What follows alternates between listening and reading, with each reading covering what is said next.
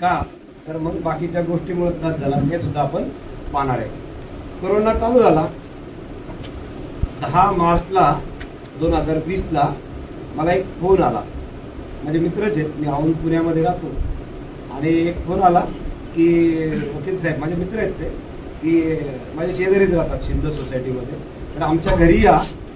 आता कोरोनाच्या बातम्या खूप भयानक येतात चायनावरनं, असं तसं 1-1.5 महिना झाला आहे खूप झालं. तर विषय त्यांनी थोडक्यात सांगितला. माझ्या वडिलांचं मृत्यूपत्र करायचं, आमच्या खूप प्रॉपर्टी आहे, मला सावत्र आई आहे, सावत्र भाऊ आहे, सावत्र बहीण आहे, आम्ही सख्खे 2 जण आहोत. तर तुम्ही वडिलांना सांगायला या. म्हटलं तू वडिलांशी बोलला का रे बाबा?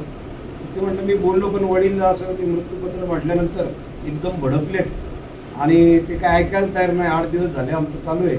तर वकील साहेब तुम्ही या. मी लगेच स्वीकारलं. म्हटलं ठीक आहे आपण जाऊ तर घरात. मग आम्ही तोपर्यंत जाता येत होतं तिथं. मी गेलो त्यांच्या घरी, गप्पा मारले. डायरेक्ट आता विषय आपण काढू शकत नाही एखाद्या LIC वाला सुद्धा येतो जेव्हा, तर तुम्ही गेल्यानंतर एवढे पैसे भेटणार असं म्हटलं का लोक उचकून देतात, त्याला माहिती आहे ना. तर आपल्या वारसांसाठी असं करू शकतो, वेगळ्या भाषेत तो सांगतो असं. तर बसतो आम्ही, गप्पा बरेच झाल्या, अर्धा तास चहा आला, बिस्किट आली, नंतर पोहे आले. आता विषय तर काढायचा. तर मग मी चालू केलं, कशी आहे तब्येत, अमुक तमुक. ते चायनाला असं चालू झालं, असं म्हटलं जातं टीव्हीला येतं की लोक भरपूर मरायला लागलेले आहेत, असं झालं तसं झालं. तर आपण काहीतरी आपल्या मिळकतीची प्रॉपर्टीची व्यवस्था करावा असं सर्वांनी आपल्या लोकांनी ठरवलं पाहिजे. माझ्यापासून, माझं वय सुद्धा आता 55 आहे, परंतु तरुणांपासून सर्वांनी करावं असं अशा गप्पांच्या ओघात मी विषय काढत होतो. परंतु माझ्या लक्षात आलं मित्रांनी मृत्यूपत्राचा विषय काढला. म्हणलं मृत्यूपत्र हा शब्द नव्हता. त्यांना म्हटलं आपण म्हणजे ठरवलं लोकांनी तर आपण इच्छापत्र करू शकतो, आपल्या प्रॉपर्टीची पुढच्या याच्यासाठी विल्हेवाट लावू शकतो. आपल्याला वाटलं ना की कशी व्यवस्था करायची, तर असं जरा वातावरण झाल्यावर पहिला थोडा चेहरा पडला त्यांचा की हा बाबाला माझ्या पोरांनी कशासाठी आणले, त्यांच्या लक्षात आलंय याच्यासाठीच आणलेलं आहे. परंतु जरा चांगल्या भाषेत व्यवस्थित असं सांगितलं. 1-2 कोर्टातल्या केसेस सांगितल्या ज्या नुकत्याच पुण्यामध्ये घडल्या होत्या, त्याच्यामध्ये मी पक्षकार होतो त्याच्यामध्ये, तर वकील म्हणून काम केलं त्याच्यामध्ये मृत्यूपत्राच्या. त्याही घटना सांगितल्या की नंतर किती त्रास होतो हे झाल्यानंतर. आणि मग 1-1.5 तासाच्या चर्चेनंतर नक्की त्या माणसाला जाणवलं की एक दिसायला लागलं मृत्यू हा येणार. मी आता सुरुवातीला सांगितलं मृत्यू हा अटळ आहे वगैरे अशा गोष्टी जरा झाल्यानंतर ठीक आहे म्हणले आपण 2 जण बोलू. ठीक आहे, आता 90% काम झालेलं आहे आपलं. 2 जण बोलू म्हणजे त्यांना करायचं पॉझिटिव्ह जरा झालं. आणि नंतर त्या ह्याच्यामध्ये कोरोनाच्या काळात सुद्धा ते त्यांचं मृत्यूपत्र केलं आणि दुर्दैवाने ते नंतर पहिल्या टप्प्यामध्ये त्यांचा निधन झालं त्यांचं. आणि त्याचा उपयोग नंतर त्या मुलाला खूप झाला की वादिवाद वगैरे असे जे होते ते सर्व कळले. तर अशा प्रकारे हे मृत्यूपत्राचा करणं कसं आहे ते सुरुवातीला आपण समजून घेऊ. एक आता स्लाइड होत्या पण मी इथं नाही सोय, परंतु मी नंतर टाकतो. नंतर तुम्ही वाचा म्हणजे जर कारण ह्या पूर्ण घेतल्या तर अंदाजे 1.25 ते 1.5 तास लागतो, परंतु तिच्यात तुम्हाला सर्व माहिती भेटेल. मी एकदम जरा फास्टमध्ये जातो आणि नंतर प्रश्नोत्तर आपण करू. आता बिलची आवश्यकता काय ते आता मी तुम्हाला सांगितलं. तर हे बिल जे कशामध्ये येतं तर Indian succession act 1925 1925 Indian succession act, Hindu succession act सुद्धा पूर्वी म्हणायचे. तर इंडियन सक्सेशन ऍक्ट मध्ये या बिलचे सेक्शन त्याच्यामध्ये दिलेले आहेत. याच्यामध्ये बिलचा वेगळा असा कायदा नाही, परंतु हिच्यामध्ये सगळ्या तरतुदी दिलेल्या आहेत. तर ह्या इंडियन सक्सेशन ऍक्ट मध्ये या बिल का करावं असं जरा म्हणजे जाणीव का व्हायला लागली. आता मी सांगितलं तसं माहिती सांगितल्यानंतर बिल करावं वगैरे असं जरा झालं चालू. परंतु आत्ता मुलींना 2005चा ऍक्ट अमेंडेड आहे 9/9/2005 ला की मुलींना आणि मुलांना इक्वल राईट, समान अधिकार चालू झाले. आणि मग काय झालं तर आई वडिलांना काय वाटतं की आता मुलीचं मी लग्न करून दिलं, ती छान राहते, सर्व काय खर्च केला लग्नाला आणि सर्व असं होत असताना मग मुलीला काय हिस्सा द्यायचा, आणि मग मुलीला तर कायदेशीर अधिकार तयार झालेले ते ऍक्ट नुसार आपल्याला मिळालेले. मग त्याप्रमाणे मुलगी काय करायला लागली, मग कोर्टामध्ये सिव्हिल सूट दाखल करायला लागली, केस दाखल करायला लागली. आणि मग हे केस भावाविरुद्ध करायला लागली, आई वडिलांविरुद्ध करायला लागली. अशा प्रकारचे खूप दावे 2005 नंतर खऱ्या अर्थानं कोर्टामध्ये चालू झाले. त्याच्यानंतर भावाभावांचे आई वडिलांचे असे वाद चालू झाले. त्यामुळे काय झालं, आपली जी जीवनातली नाती आहेत, जी घट्ट रक्ताची क्लास 1 हेअर म्हणतो आपण, प्रथम श्रेणीतले कायदेशीर वारसदार जे म्हणतो, त्यांच्यात अशी भांडणं व्हायला लागली. कोर्टात दावे गेले. दावे झाल्यामुळे हे जे चालू झालं हे फोरम त्यासाठीच आहे की हे वाद आपापसात मिटावा म्हणून. आणि मग त्याच्यामध्ये अशा प्रकारचे वादिवाद खूप व्हायला लागल्यामुळं, आणि हे कशावरनं व्हायला लागले, तर हे व्हायला लागले प्रॉपर्टीवरनं व्हायला लागले. बरोबर. तर ही प्रॉपर्टीवरनं हे वाद सर्व चालू झाले. मग ही भांडणं कशी कमी करता येईल, त्यामुळं ही भांडणं कमी करण्यासाठी काय करता येईल, तर याच्यामध्ये जागृती जास्तीत जास्त करावी. हे बहीण भावांचे वाद, आई वडिलांचे वाद, प्रॉपर्टीवरनं वाद, याच्यात हे करायचं झालं तर विल मृत्यूपत्र हा एक महत्वाचा घटक आहे असं सुद्धा कायद्याने मान्य झालं. आणि याच्यावर जास्त फोकस करावा म्हणून गेले 20-25 वर्ष अशी एक मोठी चळवळ चालू झाली. आणि आता मी कोरोनानंतर ते पहिलं उदाहरण मला घडल्यानंतर त्याच्यात आई वडिलांना त्या वडिलांनी खूप बिल चांगल्या प्रकारे मीच केलं ते. आणि ते केल्यामुळं इतके वादिवाद नंतर कमी झाले ना, ते खूप दावे झाले. करोडो रुपयाच्या प्रॉपर्टी होत्या. म्हणजे त्यांचा बंगला तिथं सिंध सोसायटीमध्ये 30 गुंठ्यामध्ये ते राहतात. त्यांच्या प्रॉपर्ट्या किती असतील, बाकीच्या प्रॉपर्ट्या, व्यवसाय वगैरे. तर ते त्या दृष्टीने कमी होण्यासाठी ह्या बिलचा महत्वाचा उपयोग आहे. बिल कधी करावं लागतं तर त्याच्याकडे आपण जाऊ. तर ते बिल आपण जिवंत असेल तेव्हाच बिल होईल ना, बरोबर ना. जिवंतपणेच बिल होईल. आणि बिल कशाचं होईल, प्रॉपर्टीचं होईल. तर म्हणून जिवंतपणे बिल करावं आणि प्रॉपर्टीचं बिल करावं, अशा पद्धतीचं हे चालू झालं. त्यानंतर आता याच्यामध्ये एक कलम आहे, सेक्शन आहे इंडियन सक्सेशन ऍक्ट मध्ये, सेक्शन 2H. तर तिच्यामध्ये असं म्हणलंय, will mean the legal declaration of intention of a testator with respect of the property which he desired to be carried into effect after the death. मृत्यूनंतर. तर याचे 3 एक वाक्यामध्ये त्याचे 3 तुकडे करू. The legal declaration of intention of testator. मृत्यूपत्र जो करणार आहे त्याचं इंटेन्शन आणि डिक्लेरेशन काय पाहिजे, हे मृत्यूपत्र करायचं पाहिजे. With respect of the property, प्रॉपर्टीचं हे मृत्यूपत्र. He desire to be carried into effect after his death. त्याचा मृत्यूनंतर त्याचं हे होणार आहे. आता एक मृत्यूपत्र किती प्रकारचं असतं, एक 2 प्रकारचं मृत्यूपत्र असतं सर्वसामान्य. एक मृत्यूपत्राला आपण असं म्हणतो unprivileged will. Unprivileged will, Indian succession act section 63. हिच्यामध्ये सैन्यामध्ये, नेव्ही, मिलिटरी 3-4 प्रकार आहेत ना सैन्याचे, मिलिटरीचे, बॉर्डरवर असतात वगैरे सगळे. तर याच्यात नोकरी करणारे सोडून आपण सर्व जे असतील किंवा कोणी सर्वसामान्य व्यक्ती, ही लोक नोकरीवरची सोडून, सैन्यातली लोक सोडून जे सर्व लोक असतात त्यांचं बिल सेक्शन 63 प्रमाणे अनप्रिव्हिलेज बिल असं म्हटलं जातं. आणि हे जे नोकरीवाले लोक असतात या दोघांचा डिफरन्स नंतर मी तुम्हाला सांगणार आहे.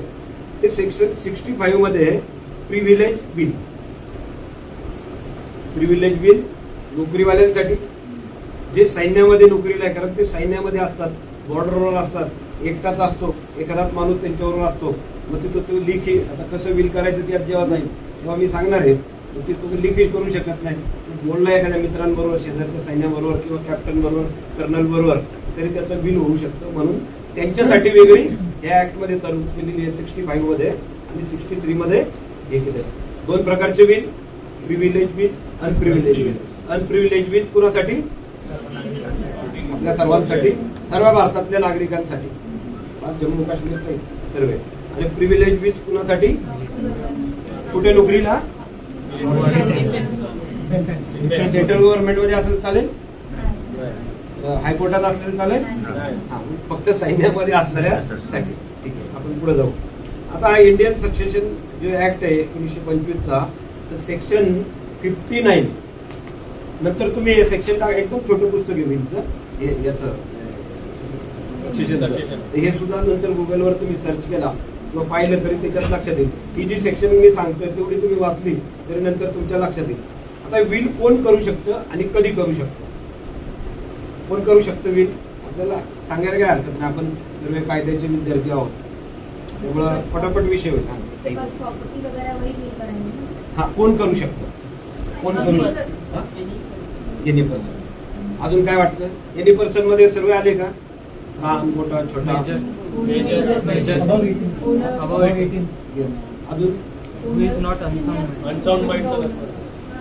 अजून तर एक तर आपला कुठलाही, म्हणजे आपण पहिलं लक्षात ठेवायचं कायद्याने, आपण कायद्याचे विद्यार्थी आहोत, वकील होणार आहोत, त्यामुळं पहिली गोष्ट संज्ञान आणि अज्ञान आपल्याला कळतं ना. मायनर मेन, तर मायनरने पुण्यामध्ये काय कोणी एक अपघात केला, आठवते? कधी झाली केस? 8-10 दिवसापूर्वी झाली ना, वाचताय ना तुम्ही सर्व. ती केस सुद्धा सरांकडे येणार, एक आरोपी आलेला आहे आमच्याकडे. तर संज्ञान व्यक्ती बिल करू शकते, म्हणजे मेजर पाहिजे 18 वर्षाचा. आता मेजर आणि मायनर याच्यात सुद्धा म्हणजे 17 वर्ष 11 महिने आणि काहीतरी 29 दिवस असं नाही. 18 म्हणजे 18 स्कूल लिव्हिंग काढायचं, 18 म्हणजे 1 दिवस सुद्धा. काही लोक म्हणतात 17 वर्ष 6 महिने 1 दिवस झाला की तो मेजर झाला वगैरे, असं काही नाही. 18 वर्ष म्हणजे 18, 365 दिवस पुढचे लागू. आता ही 18 वर्षाची पाहिजे, संज्ञान पाहिजे, शहाणा पाहिजे, म्हणजे साऊंड माइंड. आता साऊंड माइंड मध्ये लक्षात आलं ना काय? म्हणजे त्याला समजतं शारीरिक, मानसिक सर्व बाजूनी. काही लोक नुसते शारीरिक असतात, दिसायला वगैरे करतात, पण एक वेळा ब्रेन हॅमरेज काही होऊ शकते. एखादा दिसतो चांगला, चालतो, बोलतो, खातो, परंतु मेंटली प्रॉब्लेम असतो. ते मेंटली फिट पाहिजे, फिजिकली फिट पाहिजे, तर ते सुद्धा हिच्यामध्ये येतं. त्यानंतर ह्या लोक बिल करू शकतात, ही सर्व लोक बिल करू शकतात, म्हणजे शहाणा पाहिजे. आता ही लोक करू शकतात का? आंधळा, मुका, बहिरा. आंधळा म्हणजे फक्त डोळे नाही, ऐकायला, बहिरा म्हणजे ऐकायलाच येत नाही. मी पाहू शकतो तुमच्याकडे, तुम्ही काय बोलले मला समजणार. आता एक्झाम दे सकता है ना. मुका म्हणजे तोंडाने बोलताच येत नाही, पण ऐकायला येतं आणि पास आहे. तर एक सुप्रीम कोर्टाची याच्यात गाईडलाईन आहे. तर हे जरा संभ्रम होता सर्व, की असा करू शकतो का? ताई म्हटली ते बरोबर आहे, अंधारा दिसतच नाही, चुकीचं लिहिलं का काय लिहिलं. तर त्याची एक सुप्रीम कोर्टाची केस आहे, केस लॉ आहे, ती लिहून जरा. AIR 1983, 1983, Punjab and high court, Haryana, Punjab and Haryana, page number 373. AIR 1983, Punjab and Haryana 7373 page number. तर तिच्यात मध्ये असं क्लिअर म्हणले, ते काय करतात हे त्यांना कळतं. हिच्यामध्ये तो आंधळा आहे, त्याला ते दुसरीकडे समजून सांगू शकतो. तर बिलमध्ये किती लोक लागतात वगैरे ते पुढच्या ह्याच्यामध्ये येणार आहे, त्यामुळे ते कळू शकतं की ही तिन्ही प्रकारची लोक बिल करू शकतात. असं त्या हायकोर्टाची गाईडलाईन आहे. याच्या आगे सुप्रीम कोर्टात नंतर गेल्यानंतर सुद्धा ते कन्फर्म झालेलं आहे. आता ह्या इंडियन सक्सेशन ऍक्ट नुसार पेज नंबर 373, 373 मी नंतर टाकतो सर्व ग्रुपवर. हा, पंजाब अँड हरियाणा 1983.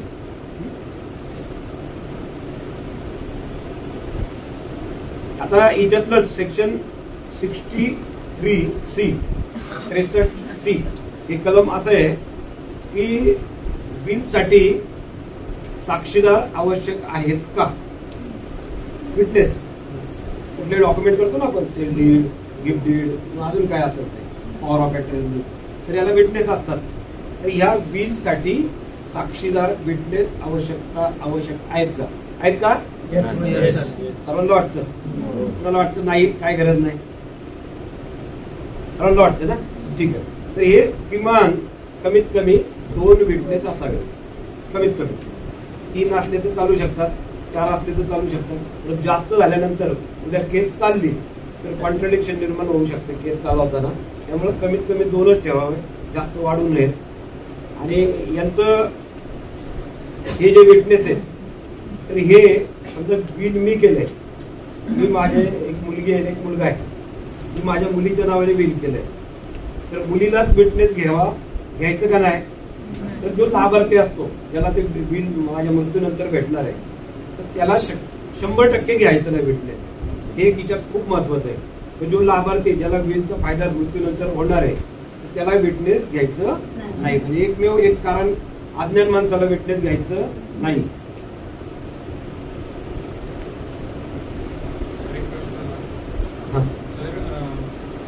मुलगीचं लग्न झालेलं असेल आणि तिचे पती विटनेस म्हणून घेता येते, ते लाभार्थीच्याच जवळचे येतात. मी सांगू, आपण प्रश्नोत्तराला हे करू. हा, पण त्यांना शक्यतो करून लाभार्थी करायचं नाही. 2 विटनेस कसे घ्यावा, किती वयाचे घ्यावे? एक केस चालू आहे माझी आता पुण्यामध्ये बिलच्या संदर्भातली.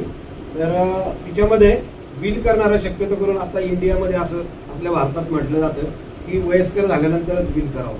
अशी काही चळवळ नाही. आता आम्ही रोटरी क्लब, लायन्स क्लबची मी जवळ ह्या 2-3 वर्षामध्ये 300-350 व्याख्यानं दिली पूर्ण महाराष्ट्रात. तेव्हा सांगितलं तर 30-40 वर्षाची लोक आता बिल करायला लागलेले आहेत. परंतु शक्यतो करून पूर्वीच्या काळात वयस्कर झाला, 60-65 झाला, आजारी पडला तरच बिल करायचे, बरोबर आहे ना? तर आता तरुण सुद्धा करायला लागले. तर पूर्वीच्या काळात किंवा आताही सुद्धा लोक 60-65-55 वर्षानंतर बिल करतात. तर बिल करणाऱ्याचे जे विटनेस आहेत, समजा माझं बिल करायचं, माझं 55 वय, तर माझा विटनेस 70 वर्षाचा आहे, चालेल का? का नाही चालणार? बोलो हाँ, म्हणजे जल्दी जाएगा क्या वो जल्दी जाएगा. तर शक्यता करून बिल मध्ये विटनेस हे कमी वयाचे, त्याच्यापेक्षा 10-15 वर्ष कमी असलेल्या एजचे विटनेस ठेवावे. कारण आपल्याला माहिती आहे मृत्यू अटळ आहे, शेवटी त्याचा बी होऊ शकतो, यांचा बी होऊ शकतो. वयाचं काहीच नाही, 5 वर्षाचा होऊ शकतो, जन्मचा होऊ शकतो, त्याची अडचण नाही. परंतु शक्यता करून आपल्याला पुढे केस चालवताना काही प्रॉब्लेम झाले तर विटनेस हा तिथं हजर पाहिजे. बिल जेव्हा प्रूव्ह करायचं असतं कोर्टामध्ये, तेव्हा हा विटनेस खूप महत्वाचा असतो. कारण मृत्यूपत्र करणारा असतो का जिवंत? दिलेला असतो वर, त्यांनी जे लिखित दिलेलं असतं ते प्रूव्ह कोण करू शकतं? ज्यांच्या पुढे झालं ते 2 जणांचे. त्यामुळं हा विटनेस किती वर्षाचा? कमीत कमी बिल, हा कमीत कमी 10-15 वर्ष त्याच्यापेक्षा कमी एजचा असावा, लहान असावा पाहिजे. त्याच्यानंतर बिल कुठल्या मिळकती बाबतीत करू शकतो? कुठल्याही प्रॉपर्टीच्या बाबतीत करू शकतो. सेल्फ एक्वायर्ड प्रॉपर्टी, मी विकत घेतली, माझा फ्लॅट असेल, माझं शेती असेल, माझा बंगला असेल, मी स्वतःच्या कमाईतनं, मी वकील आहे, मी माझ्या खर्चात, माझ्या उत्पन्नातनं विकत घेतली, त्याचं मी 100% माझ्या म्हणण्याप्रमाणे बिल करू शकतो. माझ्या मुलांना देऊ शकतो, माझ्या पत्नीला देऊ शकतो, तुम्हाला देऊ शकतो, संस्थेला देऊ शकतो. उद्या एखादा आम्हाला मी VHPचं काम करतो. आता 1-2 महिन्यापूर्वी आम्हाला पुण्यामध्ये 17 गुंठ्याचा एका मावशीने आम्हाला प्लॉट दिला. म्हणजे आपल्या दरच्या आमदारला सुद्धा एखादी जागा पाहिजे तर आपल्याला ऑफिस एखादं भेटलं तर बिलद्वारे सुद्धा भेटू शकतं. त्यामुळे बिल स्वतःची सेल्फ एक्वायर्ड प्रॉपर्टी असेल तर कुठल्याही स्वरूपामध्ये आपण बिल करू शकतो. त्यानंतर वडिलोपार्जित 2 प्रकारच्या प्रॉपर्टी आहेत. एक माझी स्वतःची, एक वडिलोपार्जित. वडिलोपार्जित मध्ये कुणाची येणार? माझे वडील, ते गेल्यानंतर आमची सर्वांची नावं लागली, त्यांचं सुद्धा कधी लागलं. माझे आजोबा होते तेव्हा ते गेल्यानंतर वडिलांचं नाव लागलं, त्याला वडिलोपार्जित प्रॉपर्टी म्हणतात. तर ह्या दोन्ही प्रॉपर्टीचं करू शकतो. सेल्फ एक्वायर्ड प्रॉपर्टीचं 100% बिल करू शकतो. परंतु वडिलोपार्जित प्रॉपर्टीमध्ये समजा माझ्या वडिलांचंच नाव आहे, माझे वडील जिवंत आहे, माझ्या वडिलांचंच नाव आहे आणि वडिलांना वारस कोण आहे, तर पत्नी, एक मुलगा, एक मुलगी, म्हणजे 4 जण 14 जणांचं कुटुंब आहे आणि वडिलांचंच नाव आहे, तरीही वडीलही बिल करू शकतात, पण त्यांच्या हिश्श्याचंच करू शकतात. 1/4 हिस्सा येईल त्यांचा, बरोबर. मी बिल करू शकतो, माझं नाव नाहीये तिच्यावर, सातबारा एक्स्ट्रॅक्टला नाव माझं नाहीये आता, परंतु मला 1/4 हिस्सा 100% येणार आहे, तर मी सुद्धा 1/4 हिस्साचं माझं बिल करू शकतो. पूर्ण प्रॉपर्टीचं करू शकतो का वडील नाव असलं तरी. पूर्वीच्या काळामध्ये एकत्र कुटुंब मॅनेजर असं लिहिलं जायचं. 10 एकर जागा आहे आणि थोरला जो एकदम 1 नंबरचा जो असायचा भाऊ थोरला, तर त्याच्या नावावर असायचं. समजा सतीश नारायणसाहेब बोर्डे पुढे लिहिलं असायचं एकत्र कुटुंब मॅनेजर आणि त्याच्या नावावरच असायचं. मला 4 भाऊ आहेत, समजा 2 बहिणी आहेत, तर त्यांची नावच नसायची सातबाऱ्याला. आता होत नाही असं, पण पूर्वीच्या काळात सगळे सातबारे असेच होते. तर ते अशा प्रकारे जर असेल तर मी माझ्या नावावर सातबारा आहे म्हणून मी पूर्ण बिल माझ्या मुलाला देऊ शकत नाही. असं बिल दिलं तर ते बेकायदेशीर होऊ शकतं, कायद्याने टिकणार नाही. असं बिलला म्हणजे अर्थ काहीच नाही, 100% ते चालणार नाही. चॅलेंज कोणी केलं तर, दुसऱ्या भावाने केलं तर ते चालू शकत नाही. आता एक केस तो आहे विनीता शर्मा विरुद्ध राकेश शर्मा.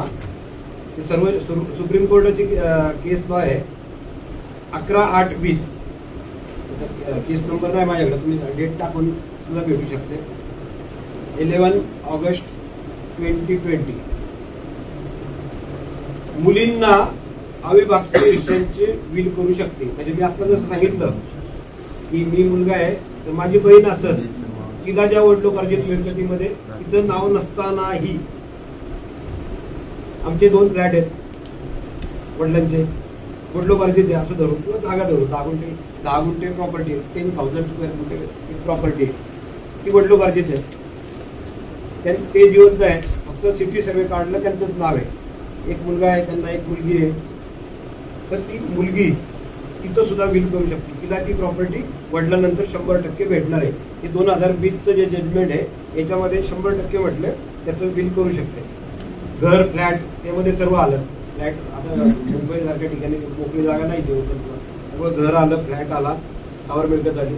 त्याचप्रमाणे अजूनही काय राहिले प्रॉपर्टी, ते झाले प्रॉपर्टी सर्व. तर दागिने राहिले, बँकेतले डिपॉझिट राहिले, शेअर्स राहिले, अजून वेगवेगळ्या प्रकारचे डिपॉझिट ठेवले असतील किंवा आपण इन्व्हेस्टमेंट करतो वेगवेगळ्या प्रकारची, ते सर्व प्रकारचे शेअर किंवा शेअर मार्केट मधले शेअर किंवा बँकेमध्ये घेतलेले शेअर आणि रोख रक्कम याच्या संदर्भातही आपण बिल करू शकतो. तर अवयवदान करता येईल का? आपण अवयवदानाचा फॉर्म म्हणजे आपण देतो ना डिक्लेरेशन, हॉस्पिटलला मला डोळे द्यायचे आणि काय खूप चळवळ मोठी चालू येते. तर हे सुद्धा बिलमध्ये आपण देऊ शकतो 100%. त्या बिलमध्ये आपण देऊ शकतो असं की मला माझ्या मृत्यूनंतर अमुक हॉस्पिटल, समजा BJ मेडिकल कॉलेज आमचं पुण्यामध्ये, त्या BJ मेडिकल कॉलेजमध्ये मला माझं पूर्ण शरीर द्यायचं, डोळे द्यायचे, हात द्यायचे, पाहिजे काय द्यायचं ते सुद्धा बिलमध्ये आपण करू शकतो. आता दुसऱ्यांची मिळकत आहे, माझ्या काकांची मिळकत आहे, दुसऱ्यांची मिळकत आहे, त्याचं बिल करता येईल का मला? नाही, दुसऱ्यांच्या मिळकतीचं बिल करता येत नाही. आता मगाशी जसं उदाहरण सांगितलं, वडील आहेत, 2 मुलं आहेत, हे दोन्ही लहान पोर आहेत, अज्ञान आहे, तर त्यांचं सेक्शन या कायद्यात कलम 60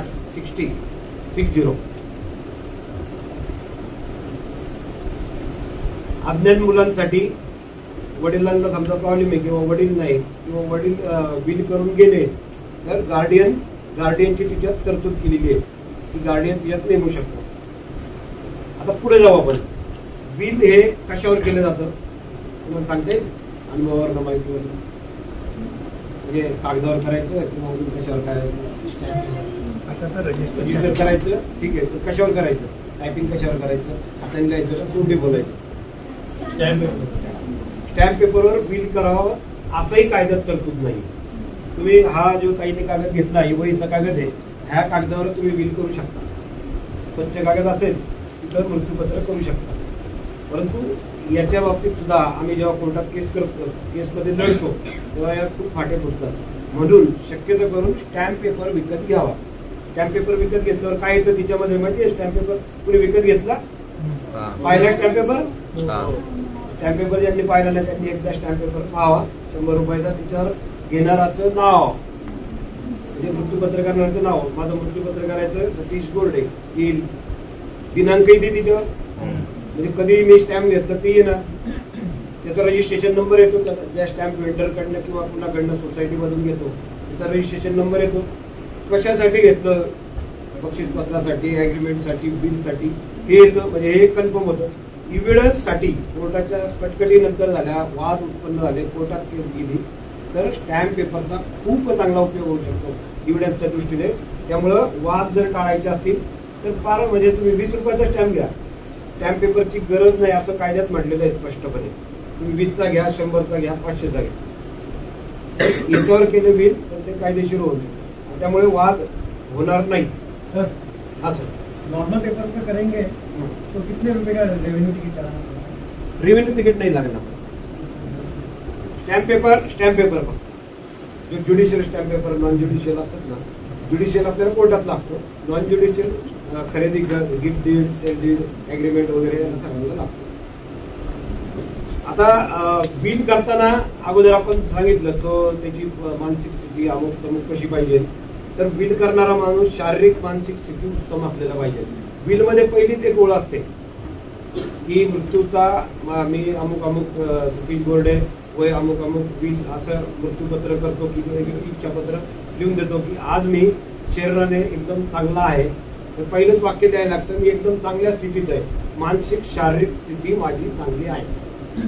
म्हणून बिल करताना शारीरिक मानसिक स्थिती उत्तम आहे का यासाठी ते महत्वाचं वाक्य त्याच्यामध्ये प्रत्येक बिलमध्ये पहिलं वाक्य देत पाहिजे. त्याच्यानंतर हे वाक्य महत्वाचं आहे. आणि दुसरं वाक्य त्याच्यात महत्वाचं आहे की यापूर्वी मी कुठल्याही प्रकारचं बिल केलं नाही. केलं असलं तर मी अमुक अमुक एकदा बिल दिनांक रोजी केलं होतं, तर ते मी आज ह्या बिलनी रद्द करत आहे. बिल रद्द करण्यासाठी आपलं दुसरं समजा सेल डीड असेल, अग्रीमेंट असेल, तर कॅन्सल करण्यासाठी दुसरं डॉक्युमेंट करायला लागतं, परत कॅन्सलेशन डीड करायला लागतं. परंतु बिलला कॅन्सलेशन डीड पहिल्या बिलला करायला लागत नाही. दुसरं डायरेक्ट तिच्यामध्ये द्यायचं दुसऱ्या बिलमध्ये की अमुक अमुक रोजी 1/1/2024 रोजी मी पहिलं बिल केलं होतं ते मी आज रद्द करत आहे. असेल तर, नसेल तर काय लिहिणार आपण? मी माझी आज शारीरिक मानसिक स्थिती अतिशय चांगली आहे, मृत्यूचा भरोसा नाही, मृत्यू हा अटळ असतो, मृत्यू कधीही मला येऊ शकतो, असं पहिली वाक्य पाहिजे, 2-3 वाक्य आहेत. त्याच्यानंतर माझी शारीरिक मानसिक स्थिती अतिशय योग्य आहे बिल करण्यासाठी, हे महत्वाचं तिच्यामध्ये द्यायला लागतं. आता बिल हे रजिस्टर करावं, मग अशी ताईंनी एकच सांगितलं रजिस्टर करायला पाहिजे, तर रजिस्ट्रेशन करायची गरज आहे का? तर हा जो कायदा आहे तिच्यामध्ये बिल रजिस्टर करावं असं कुठेही बंधनकारक कंपल्सरी नाही. रजिस्टरच करायला, आता जसं सांगितलं स्टॅम्प पेपरची गरज नाही, प्लेन कागदावर केलं तरी चालतं. स्टॅम्प पेपरवर केल्यावर ते बी सांगितलं. त्याची आता नंतरच्या याच्यात आपण उदाहरणं देऊ, म्हणजे बऱ्याच केस झालेल्या आहेत पुण्यातल्या. ती केसचं उदाहरण कुठल्या पॉईंटवर आम्ही ते स्टॅम्पचं त्याच्यामुळं आम्ही केस जिंकलो हे सांगू शकतो मी, किंवा जजमेंट सुद्धा आहेत, तुम्ही सरांकडे देतो जजमेंट. तर हे रजिस्ट्रेशन करणं बंधनकारक नाही. परंतु पुन्हा एकदा केसमध्ये 100% यशस्वी व्हायचं झालं, बिल करणारा गेला, म्हणजे बिल करणारा जर गेला की खऱ्या अर्थानं बिलचा इफेक्ट कधी होतो? तो गेल्यानंतर खाली बिलचा इफेक्ट. म्हणजे बिल अगोदर करायचं, ते बोलायला कधी लागतो? हा बोलायचं बंद झाला की हा हे बिल बोलायला लागतं. त्यामुळं त्याचा इफेक्ट नंतर मेल्यानंतर होतो. त्यामुळं रजिस्ट्रेशन करायची गरज नसली 100%, परंतु रजिस्ट्रेशन आपण करायचं. आपण वकील आहोत, रजिस्ट्रेशन केल्यानंतर आपल्याला भरपूर फी भेटती. बरोबर, आपण काय म्हणायचं की आम्हाला कोर्टात सिद्ध होताना ही 100% गोष्ट खरीच आहे, आपण काय फसवत नाही याच्यामध्ये. 100% आपण जेव्हा सल्ला देतो त्यांना स्टॅम्प पेपरवर करायला सांगा. आता चलन निघतं, आता स्टॅम्प पेपर नाहीच, समजा चलन काढायचं, त्याच्या चलनावर सर्व येतं आणि रजिस्ट्रेशन करावं. आता हे रजिस्ट्रेशन पुढे करू शकतो. इथे 2 प्रकार, एक नोटरी करू शकतो, नोटरी ऍक्ट माहिती आहे ना, नोटरी तर नोटरी एक करू शकतो आणि सब रजिस्टर ऑफिसला एक करू शकतो. अशा 2 प्रकारे आपण रजिस्टर करू शकतो. तिसरं रजिस्टर करायची गरज नाही, असंच केलं तरी चालेल. 2 विटनेस आपण म्हटलेलं आहे, 2 विटनेस घ्यावा, बिल त्यांनी लिहून ठेवावं, स्वतःच्या हस्ताक्षरात लिहिलं तरी चालेल, टायपिंग केलं तरी चालेल आणि ते 2 विटनेसच्या याच्यामध्ये करायचं. आता हा रजिस्ट्रेशन ऍक्ट जो इंडियन रजिस्ट्रेशन ऍक्ट आहे 1981 वाटतं का 1908. हा 1908 त्यातलं एक सेक्शन आहे, सेक्शन 18E 18E. याच्यामध्ये स्पष्ट लिहिलेले आहे, एक व्याख्या आहे त्याच्यामध्ये कुठली डॉक्युमेंट रजिस्टर करावेत. रजिस्ट्रेशन ऍक्ट आपण जर काढला, आपल्याला डॉक्युमेंटची सुद्धा खूप वकील झाल्यानंतर कामं येणार आहे. सेल डीड करायचे, आपल्याला गिफ्ट डीड करायचे, बिल्डरचे डॉक्युमेंट करायचे. त्यामुळे रजिस्ट्रेशन ऍक्ट सुद्धा तुम्हाला वाचावं लागेल. तर त्याच्यातलं 18E सेक्शन जर पाहिलं तुम्ही तर ते बिल करणं त्यामध्ये लिहिलेलं आहे. गिफ्ट डीड केलं तर काय होईल, तर बिल रजिस्टर करावं असं कंपल्सरी नाही, असं स्पष्ट लिहिलंय. परंतु कोर्टात केल्यानंतर कोर्टात ही गोष्ट वादिवाद झाले ते सिद्ध करण्याच्या दृष्टीने बिल रजिस्टर केलं तर चालू शकतं. म्हणून बिल रजिस्टर केलं तर चालू शकतं. आणि नोटरी ऍक्ट जो आहे, नोटरी ऍक्ट 1952 सेक्शन 8 कंसात 1 आणि दुसऱ्या कंसामध्ये A, notary act Indian notary act जो आहे 1952 चा सेक्शन 8 कंसात 1 दुसऱ्या कंसात ए, हे बिल या ऍक्ट नुसार नोटराईज सुद्धा, नोटरीला जे पॉवर दिलेलं आहे, काय काय करू शकतो, तो सर्टिफाईड करू शकतो, अटेस्टेड करू शकतो, ऍफिडेव्हिट करू शकतो, तसं हे नोटरी सुद्धा बिल नोटराईज सुद्धा करू शकतो. आता बिल आता अगोदर सांगितलं प्लेन कागदावर करावं, कसं करावं. परंतु हे बिल आता मी 55 वर्षाचा आहे, तुमचा भरोसा नाही, उद्या मी 90-100व्या वर्षी गेलो तोपर्यंत बिल राहणार. 100व्या वर्षी गेलो तर 45 वर्ष बिल अस्तित्वात राहणार. त्याच्यानंतर वाद झाले तर पुढे कोर्टात जातपर्यंत हायकोर्ट, सुप्रीम कोर्ट 10-20 वर्ष परत लागतील, 50 वर्ष राहू शकतं. हे अशा प्रकारचा आपण कागद वापरला पाहिजे. म्हणून आपण लिगल पेपर, लेजर पेपर वापरतो. आता आपल्याला कोर्टात जो 90G शेपचा व्हाईट पेपर निघालाय तो, किंवा लेजर पेपर, लेजर म्हणजे ग्रीन पेपर असतो, 90G शेपचा जाड असतो कागद, तो 50-100 वर्ष टिकू शकतो. म्हणून हे गाईडलाईन आहे आपल्याला की याच्यावरनं सुद्धा त्या कोर्टातच दाखल करताना फाटला जातो कागद, पडला जातो. 2-4-5 वर्षाचं ते 50-100 वर्षाचं. हा रजिस्ट्रेशन केल्यानंतर डाटा एंट्री जी असते, डेटा एंट्री ती सुद्धा भेटू शकते आपल्याला. ती बिलची असते, 100 रुपये काहीतरी चलन असतं ते. त्यानंतर चलन एक भेटतं पेजेसचं, समजा 10 पानं असतील तर 20 रुपयाप्रमाणे का 30 रुपयाप्रमाणे 300 रुपयाचं DHCचं चलन असतं ते, ते एक भेटू शकतं. आता बिल करण्यासाठी तुम्हाला सांगितलं 2 विटनेस लागतात. तर या विटनेसचं काय लागू शकतं, तर त्यांचा फोटो ID लागू शकतो, आधार कार्ड, पॅन कार्ड. रजिस्ट्रेशन केलं तर 3 लोक सब रजिस्टर ऑफिसला लागतात. माझं बिल करायचं मी लागेल, 2 विटनेस लागतील, हे आणि हे. माझं आयडेंटिटी कार्ड लागेल, आधार कार्ड, पॅन कार्ड, यांचा आधार कार्ड, पॅन कार्ड, सरांचं आधार कार्ड, पॅन कार्ड. आणि 3 जण सुद्धा आम्ही तिथं पाहिजे. 3घांचे तिथं फोटो देणार घेणाऱ्यांचे रजिस्टर डॉक्युमेंट करताना होतात तसे 3घांचे थंब तिथं अंगठे घेतले जातात आणि ते आधारवर लिंक असतं सर्व डॉक्युमेंट, तिथं नोंद होते आपली. तर 2 साक्षीदार आणि बिल करणारा या 3घांचे फोटो, आधार कार्ड, पॅन कार्ड आवश्यक.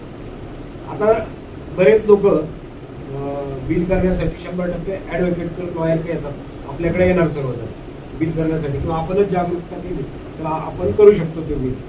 तर मग आपण ड्राफ्ट करणार, आपण रजिस्ट्रेशनला जाणार, तर आपली सही सुद्धा आवश्यक आहे तिथे ओळख म्हणून.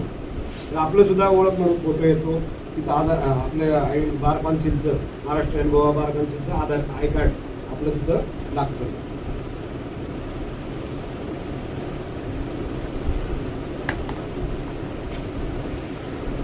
आता वकिलांचं मी सांगितलं ओळख देणार. समजा वकील नसला तरी रजिस्टर होऊ शकतं का बिल? आयडेंटिफिकेशन करायला लॉयर नसेल तर होऊ शकतं का बिल रजिस्टर? होऊ शकतं. 2 विटनेस त्याला लागतात, म्हणजे वकील सोडून द्यायचा. पहिले 2 विटनेस हे बिल साठीचे विटनेस आणि ह्या 3घांना ओळखणारे 2 विटनेस. अशा सर्व डॉक्युमेंटच्या बाबतीत आहे. म्हणजे फ्लॅटचं अग्रीमेंट करा, एक्सेल डीड करा, अजून मॉर्गेज डीड करा. कुठेही समजा 2 साक्षीदार झाल्यानंतर अजून 2 साक्षीदार लागतात. लॉयर नसेल तर, लॉयर असेल तर एकट्याची साईन बाकी व्यवस्थित आहे. परंतु लॉयर नसेल तर 2 विटनेस लागतात. त्यांचे सुद्धा ओळख, identity card, ID proof, PAN card, Aadhaar card आवश्यक. शक्यतो करून बिल करताना आपण वकिलांकडनं त्यांना सांगायचं माझ्याकडे करा, कुणाकडे करा. परंतु वकिलांकडनं करून घ्या. तुम्ही ड्राफ्टिंग त्याचं चेक करून घ्या. तुम्ही जरी केलं असलं तर तुमच्या भाषेत लिहून द्या आणि नंतर वकिलांकडनं चेक करून घ्या, असंही त्यांना सांगायला हरकत नाही. आता बिल कशा प्रकारे करता येतं? ज्यांना मिळकत द्यावायची लाभार्थी त्यांच्या नावाने बिल करायचं. आता समजा मला बिल करायचंय, माझी एक मुलगा आहे, एक मुलगी आहे, पत्नी आहे, तर तिच्यामध्ये शक्यतो करून म्हणजे 100% माझी सर्वांची नाव आहे. आता समजा एखाद्याला 4 मुली आहेत आणि 1 मुलगा आहे, 5 जण झाले ना, 4 मुली आणि 1 मुलगा, आणि तो बिल करतोय, वडील बिल करतात त्याचे. तर आता मुलींची लग्न करून दिले, मुलगी एखादी खूप त्रास दिला असं त्याला वाटतो वडिलांना, तो नावच गाळतो तिच्यामध्ये. जे बिल करताना आपण सुरुवातीलाच लिहित असतो दुसऱ्या पॅरेग्राफ मध्ये, मी अमुक अमुक आहे, माझी पत्नी अमुक अमुक नाव लिहितो तिच्यामध्ये, वाईफचं नाव लिहितो, नंतर मुलाचं नाव लिहितो. एखाद्या मुलीचं नाव गाळू शकतो. तर कुठल्याही क्लास 1 इयरचं नाव गाळायचं नाही. 100% सर्वांची नावं तिच्यात आली पाहिजे. म्हणजे मुलाची, मुलीची, सर्वांची नावं आली पाहिजे. ज्याला द्यायचं ते द्यायचं, नंतर मला दिली तरी चालू शकते प्रॉपर्टी, किंवा एका मुलीला दिली तरी चालू शकते. म्हणजे 5 मुलं आहेत, 4 मुली 1 मुलगा, ही सुरुवातीला नाव आली पाहिजेत. मी लग्न अमुक अमुक हिच्या बरोबर झालं, लग्नानंतर पहिली मुलगी झाली, तिचं नाव, दुसरा मुलगा झाला त्याचं नाव, मुलगी झाली, अशी 5 नावं आली. परंतु माझी आता अंतिम इच्छा अशी आहे की अमुक अमुक एकीला ही प्रॉपर्टी मी सर्व देते. परंतु नावं मी सुरुवातीला 5 नावं घेतली. त्यामुळं वारस हिच्यामध्ये गाळायचे नाहीत. वारस गाळले तर याच्यावरनं सुद्धा अशी एक केस घडलेली आहे की हिच्यामध्ये गोष्टी काही लपवल्या, त्यामुळे संशय निर्माण व्हायला जागा निर्माण होऊ शकते. म्हणून ते आपण बिलच्या बाबतीत सर्वांची नावं लिहिणं खूप महत्वाचं आहे. तर बिल करताना डायरेक्ट बिल मुलांच्या नावाने, मुलीच्या नावाने, थर्ड पार्टीच्या नावाने, संस्थेच्या नावाने, कुणाच्या नावाने करू शकतो आपण. परंतु समजा 4 मुलं आहेत आणि 4 मुलांपैकी 2च मुलांना मी दिले, 2च मुलींना दिले, 2 मुली 2 मुलं आहेत, मुलींनाच दिली प्रॉपर्टी. तर ही प्रॉपर्टी देताना ती 2 मुलं नंतर हा वर गेल्यानंतर भांडण होऊ शकतं त्यांच्यात. म्हणून एक्झिक्युटर नेमायची सुद्धा याच्यात तरतूद आहे. एक्झिक्युटर कुणाला माझे मित्र आहेत जवळचे एकदम, ज्यांना सर्व हिस्ट्री माहिती आहे, वकील आहे किंवा डॉक्टर आहे, कोणी असेल जवळचा जो शिकलेला आहे, तर यांना एक्झिक्युटर सुद्धा आपण नेमू शकतो. हा एक्झिक्युटर काय करतो? समजा माझा एकाचं मृत्यूपत्र आहे, तो गेल्यानंतर 4 जणांची नाव आहेत, 4 वारस आहेत तिच्यात, त्यातल्या 2 मुलींनाच दिले, मुलांना दिले नाही, मग त्यांचे वाद होणार. तो एक्झिक्युटर त्या 4घांना बोलून घेतोय, तुमच्या वडिलांनी असं मृत्यूपत्र गेलं होतं, ह्या मुलींना असं शेअर दिलेला आहे असं तो म्हणतो. मग ज्याला कोर्टात जायचं ते कोर्टात गेलं तरी त्याचा काही उपयोग होत नाही. हा एक्झिक्युटर फक्त याचं प्रोबेट करणं आवश्यक आहे. आणि प्रोबेट कुठं करावं? तर जी कॅपिटल मोठी जी शहर आहेत 4, दिल्ली, चेन्नई, मुंबई आणि कलकत्ता, ही जी मेट्रोपॉलिटन सिटी ज्या 4 आहेत, या ठिकाणी प्रोबेट कंपल्सरी येतं. बाकीच्या ठिकाणी सुद्धा काही ठिकाणी मागतात, ते पुण्यात मागतात, परंतु कंपल्सरी नाहीये. तर ह्या ऍक्टच्या 276 सेक्शन नुसार एक्झिक्युटर नेमला जाऊ शकतो. 276 आणि 278 मध्ये लेटर ऑफ ऍडमिनिस्ट्रेशन हे सुद्धा नंतर करता येतं, त्याच्याकडे आपण नंतर जाऊ.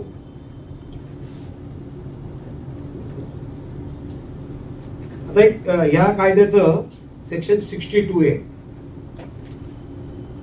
आता हे बिल केलं, मी सांगितलं तसं, अगोदर वाक्य लिहिलं, त्यानंतर वारस लिहिले, नंतर प्रॉपर्टी लिहिले, कुणाला द्यायचं ते लिहिलं. तर याच्यात सर्वात महत्वाचा एक मुद्दा राहिला बिलच्या बाबतीत. हे विटनेस जरी झाले, मी जरी तब्येत माझी लिहित असतो पहिल्या ह्याच्यामध्ये, माझी आज तब्येत शारीरिक मानसिक स्थिती एकदम चांगली आहे, परंतु मी डिक्लेअर करण्याला विश्वास राहणार नाही. तर हे डिक्लेअर कोण करू शकतं? याची तब्येत चांगली आहे म्हणून डॉक्टर करू शकतात. म्हणून मेडिकलचं, डॉक्टरचं सर्टिफिकेट घेणं अत्यंत आवश्यक आहे. म्हणजे इव्हिडन्सच्या दृष्टीने नंतर डिस्प्यूट निर्माण झाले का मग नंतर प्रॉब्लेम येतो.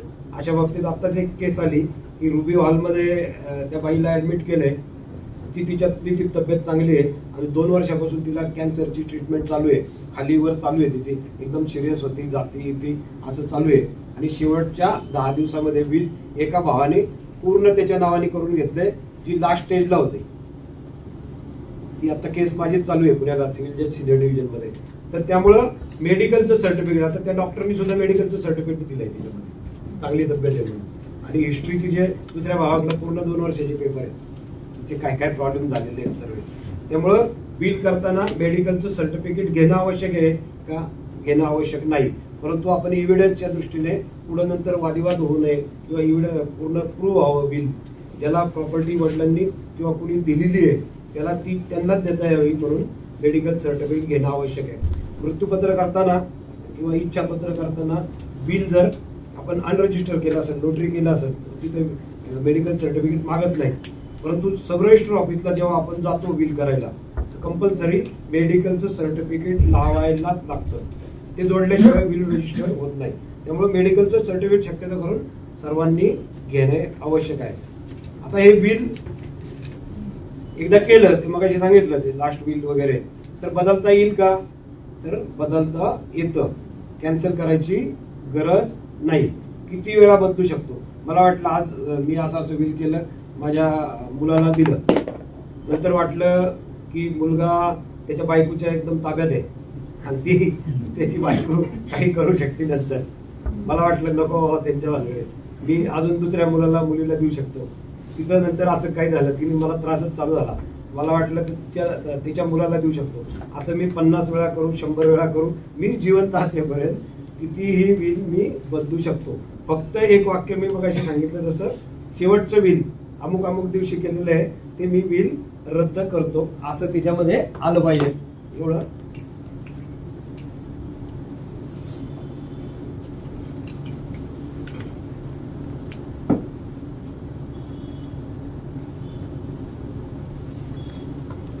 पहिलं बिल केल्यानंतर दुसरं जेव्हा बिल करतो आपण, दुसरं तिसरं काय असेल, 10व 100व काय असेल, ते ऑटोमॅटिक रद्द होतं फक्त हे वाक्य टाकल्यानंतर. रजिस्टर असो अनरजिस्टर. आता रजिस्टर, पहिलं बिल रजिस्टर केलं सब रजिस्टरला, आणि आता त्या माणसाला वाटतं रजिस्टरला वकिलांचे पैसे जातात, 10, 20, 25 हजार रुपये फी जाते. त्याला वाटलं की सेम ड्राफ्ट आपल्याकडे आहे, आपण घरच्या घरी करू किंवा नोटराईज करू. तर दुसरं म्हणजे पहिलं रद्द करायचं असेल तर दुसरं रजिस्टर करावं असं काही नाही. प्लेन कागदावर लिहिलं तरी चालू शकतं, पहिलं बिल कॅन्सल होऊ शकतं. आता हे शेवटचं जे बिल असतं तेच ग्राह्य धरलं जातं. आधी 50 करू, 2 करू, 3 करू, जे लास्ट बिल आहे त्याच्यावरच. नंतर दुसऱ्या मुलीने एकदा दाखवलं, समजा बिल केल्यानंतर वडील किंवा कोणी सांगतात तुझ्या नावावर प्रॉपर्टी केलेली आहे बिलमध्ये, परंतु तू आता काय कुणाला भावाला वगैरे सांगू नको, म्हणजे माहीत असतं. परंतु नंतर त्यांची बुद्धी बदलली की मुलाच्या दुसऱ्या मुलीच्या नावाने केलं. तिला माहिती असतं की आपल्या नावावर केलंय किंवा तिच्याकडे कॉपी ठेवतो ते, तर मग ती दाखल करू शकते. तर शेवटचे जे डेट असेल ते लिगली बिल ग्राह्य धरलं जाईल. आता बिलमध्ये अजून काय असावं, बिल करणाऱ्याचं पूर्ण नाव असावं, अपूर्ण असू नये, संक्षिप्त असू नये, पूर्ण संपूर्ण नाव सतीश नानासाहेब गोरडे. वय असावं, धंदा असावा, पत्ता असावा. प्रकृतीबाबत अगोदर सांगितलं मी, आजची स्थिती काय, माझी उत्तम परिस्थिती आहे, स्थिती काय आहे ती असावी. वारसांची माहिती माझी सांगितली, सर्व वारस माझे दिलेले आहेत. मिळकतीचं पूर्ण वर्णन. आता माझे पुण्यामध्ये 2 फ्लॅट आहेत, चालेल का सर?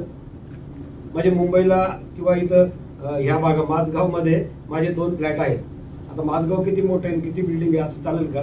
तर माझा अमुक अमुक ह्या बिल्डिंग मध्ये माझगाव मधली समजा आयरिश पार्क आहे, या आयरिश अपार्टमेंट मध्ये फ्लॅट नंबर 3, फ्लॅट नंबर पाहिजे, बिल्डिंगचं नाव पाहिजे बिल्डिंग असेल तर, त्यानंतर फ्लॅट नंबर कितवा मजला, त्यानंतर क्षेत्र त्याचं 1000 स्क्वेअर फीट, त्याच्यानंतर अजून काय त्याच्यातलं असेल, टेरेस असेल, यात पूर्ण वर्णन पाहिजे. प्रॉपर्टीची माहिती, प्रॉपर्टीचं बिल असेल, प्लॉटचं असेल, फ्लॅटचं असेल किंवा अजून कशाचं, शॉपचं असेल, कुठलीही प्रॉपर्टी असेल तर ते बिल पूर्ण संक्षिप्त माहिती तिच्यामध्ये पाहिजे. अर्धवट माहिती असली तर बिल नंतर प्रूव्ह होणार आहे. त्याचप्रमाणे मी जेव्हा बिल देतो तेव्हा किती हिश्श्याचं, कोणत्या हिश्श्याचं बिल देतो हे स्पष्ट पाहिजे. 2 फ्लॅट आहेत माझे मुंबईला ठिकाणी, एक दादरला आहे, एक अंधेरीला आहे. मी 2 मुलांना एक फ्लॅट दिला अंधेरीचा, 2 मुलींना मी इकडं दादरचा फ्लॅट दिला. हे स्पष्ट तिच्यात पाहिजे की ह्या 2 मुलींना मी दादरचा फ्लॅट 700 स्क्वेअर फुटाचा अर्धा 50% शेअर देत आहे, 75-25% देत आहे.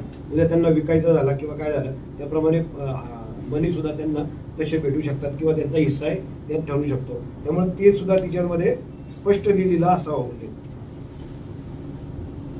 यापूर्वी अगोदरच सांगितलं, बिल नाही केलं, सही, फोटो, अंगठा, साक्षीदार अशा सर्व गोष्टी यामध्ये पाहिजे. आता अगोदर जे 2 प्रकार सांगितले, प्रिव्हिलेज बिल, अनप्रिव्हिलेज बिल. जे अनप्रिव्हिलेज बिल आहे सेक्शन 63 हे लेखी स्वरूपातच पाहिजे. त्रुटी करू शकतो का? नाही करू शकत.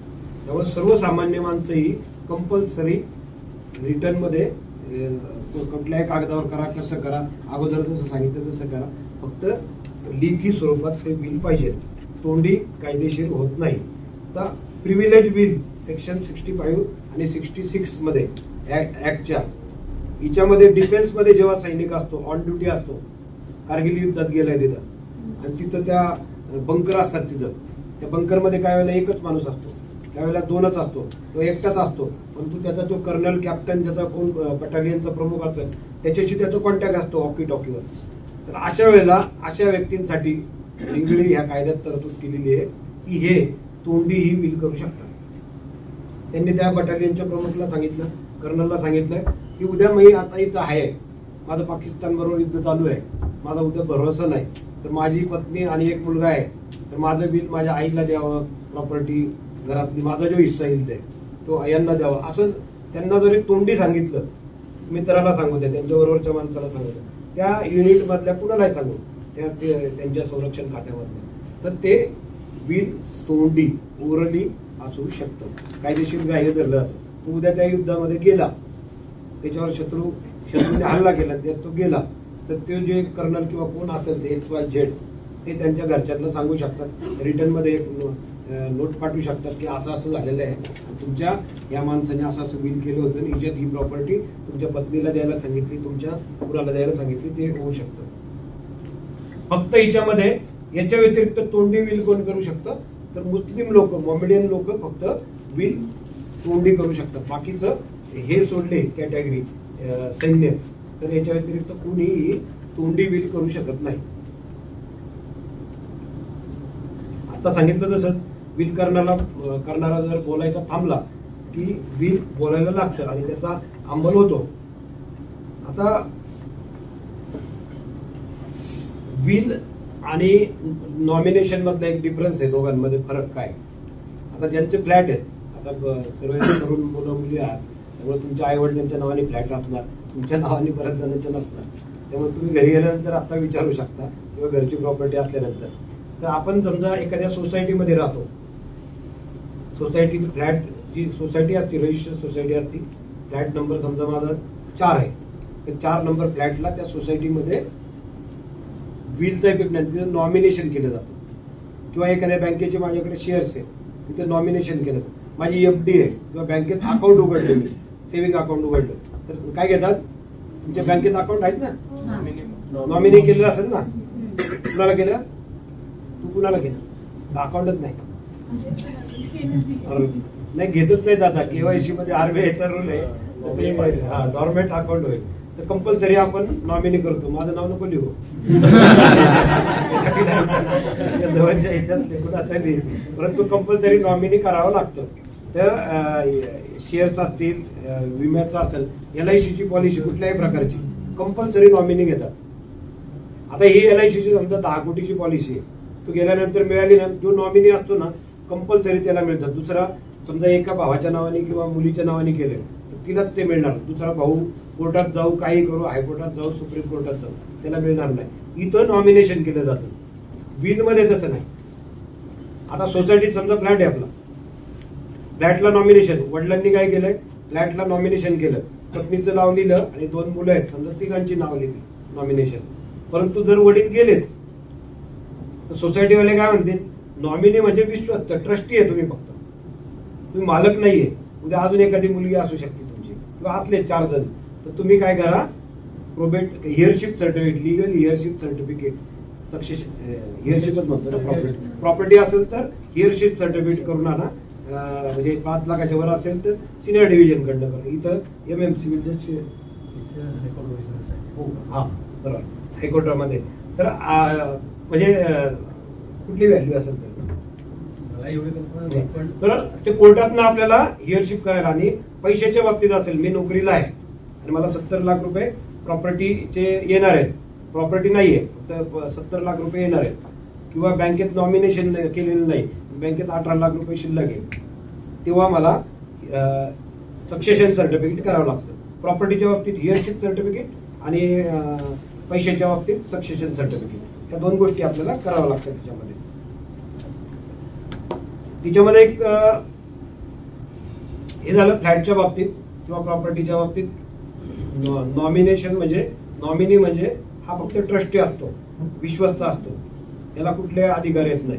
सोसायटी नंतर म्हणणार तुम्ही हिअरशिप सर्टिफिकेट किंवा सक्सेशन सर्टिफिकेट घेऊन आले तर तुम्हाला ती प्रॉपर्टीचा हिस्सा भेटू शकतो. शशी किरण पारेख वर्सेस राजेश अग्रवाल एक केस लॉ आहे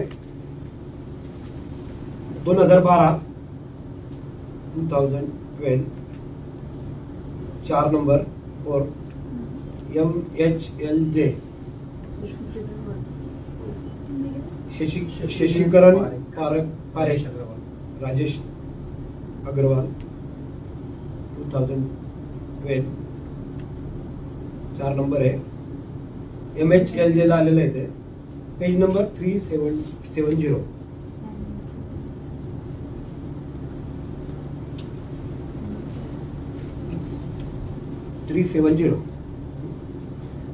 तर तिच्यात ह्या केस लॉ मध्ये असं म्हटलंय, मिळकत समजा विलनी एला आली, एला विलनी प्रॉपर्टी आली, फ्लॅटचं नॉमिनेशन बीचं आहे, जेव्हा तो माणूस जाईल तर त्याला बीचं नॉमिनेशन असलं तरी विल प्रमाणे जे एला आहे तर एला ती मिळकत मिळेल, लिगली त्याच्या वारस असेल असं तिच्यामध्ये म्हटलंय.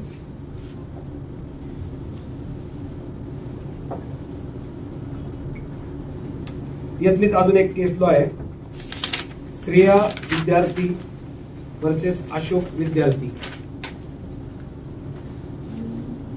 श्रेया विद्यार्थी अशोक विद्यार्थी AIR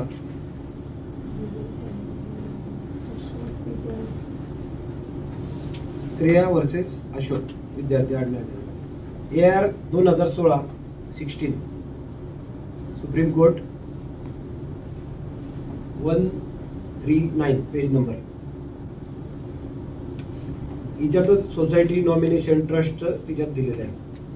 आणि सोसायटीच्या बाबतीत हे सोसायटीला खूप त्रास होतो या बाबतीत. त्याच्या बाबतीत एक इंद्राणी वाही अजून एक केस आहे, Indrani Wahi versus registrar cooperative society 2016 6 number value 2016 6 SCC 440 registrar cooperative housing society 2016 SCC 440 page number. ही सुप्रीम कोर्टाची. तर ह्या बिलचा इफेक्ट आणि हे आपण जरा थोडक्यात पाहिलं तर जास्तीत जास्त आपण प्रयत्न करावेत, शक्यतो करून आपल्या घरापासून आपण सुरुवात करावं, आजपासून सुरुवात करावं. आज चांगल्या प्रकाश सरांनी विषय घेतलेला आहे आणि मी आज आमची तारीख होती म्हणून मी आलो होतो.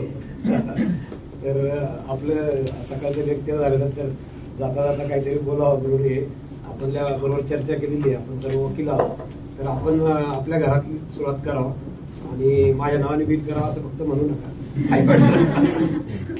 तर आणि बाकीची जागृती करावी. ही जर आपण जागृती केली तर जे कोर्टात आता हे विधी सेवा प्राधिकरण जे सरांनी आता सांगितलं याच्यावरचा लोड खूप कमी होऊ शकतो, दावे कमी होऊ शकतात, भावा बहिणींचे नाते चांगले राहू शकतात. त्यामुळे ह्या बिलचा खूप इफेक्ट होतो. जवळजवळ 30% केसेस पुण्यामध्ये हे बिल प्रॉपर्टी बहीण भाऊ वाद आई वडील यांच्या संदर्भातल्या आजही आहेत. त्यामुळे ह्या जर कमी करायच्या असेल तर आता ज्येष्ठांना नाही तर तरुणांना, माझ्याकडे एक मध्ये कोरोनाच्या काळातच एकाचा फोन आला होता, मित्र अमेरिकेत आहे. त्याला मी विचारलं, प्रश्न केला, त्यांनी त्याच्या वडिलांचं आई वडिलांचं मला बिल करायला सांगितलं पुण्यामध्ये. तर मग त्याला मी विचारलं तिकडे काय पद्धत आहे, मला तिकडची माहित नव्हती अमेरिकेची. तर तिकडे कंपल्सरी बिल आहे. तो माणूस एक 20-25 वर्षी जेव्हा कामाला लागतो त्यानंतर लगेच काहीतरी घेतो, तो कार घेतो, तो बँकेत अकाउंट ओपन करतो, तो गोल्ड काहीतरी घेतो, तो नंतर फ्लॅट घेतो 5-10-15 वर्षांनी, अजून काहीतरी प्रॉपर्टी घेतो. तर ते कंपल्सरी बिल करायची पद्धत आहे तिकडे. त्यामुळे तिकडे काही त्रास होत नाही. ह्या केसेस जवळजवळ 0.1% सुद्धा ह्या केसेस नाहीत असं त्याचं म्हणणं होतं. तर त्यामुळं तिकडे जसं कंपल्सरी आहे तसं आपणही या बाबतीत जागरूकता करावी. आमचे ते बेंद्रे